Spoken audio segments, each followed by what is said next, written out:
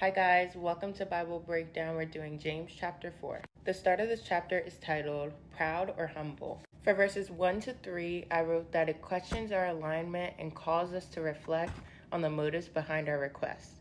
We need to pray or we don't receive, but we need to pray unselfishly and with good intentions. For here, I want to read verse 3, and that says, "You ask and don't receive because you ask with wrong motives, so that you may spend it on your own pleasures." Moving on to verse 4 and 5, I wrote that it emphasizes that we need to be loyal to God and not allow the desires of the world influence us. We need to make a choice and pick a side. For here, verse 4 says, "You adulterous people, don't you know that friendship with the world is hostility towards God?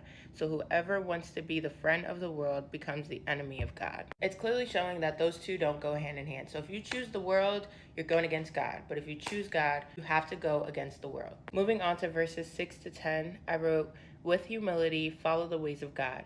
Humility doesn't automatically give you grace, but it puts you in a position to receive it. So in verse 6, it says, "But he gives greater grace. Therefore he says, God resists the proud, but gives grace to the humble." Verse 10 says, "Humble yourself before the Lord, and he will exalt you." So the main things between those two is humility. If you are humble, then you will be able to receive the things of God. For verses 11 and 12, I wrote that we need to be mindful on how we treat and speak to others. So the way that we're humble towards God should relate to how we treat others. I also wrote that we are not in the place to judge. For that, I want to read verse 12. So it says, "There is one lawgiver and judge who is able to save and to destroy. But who are you to judge your neighbor?" Now, the rest of this chapter is titled Our Will and God's Will. So for verses 13 to 16, I wrote, we have to acknowledge God in all that we do.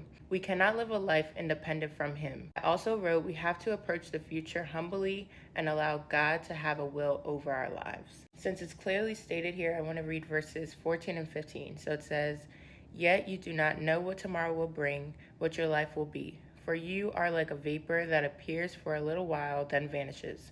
Instead, you should say, if the Lord wills, we will live and do this or that." So the verse before that talks about how people talk about, oh, today or tomorrow I'm going to travel and do this and do that in my own strength, not acknowledging that God will be with them. So that's why the rest of the chapter talks about how we need to acknowledge God because we never know what will happen to us. But with that being said, that is all I have for you guys. That is the end of this chapter, and I will see you right after this video for James chapter 5.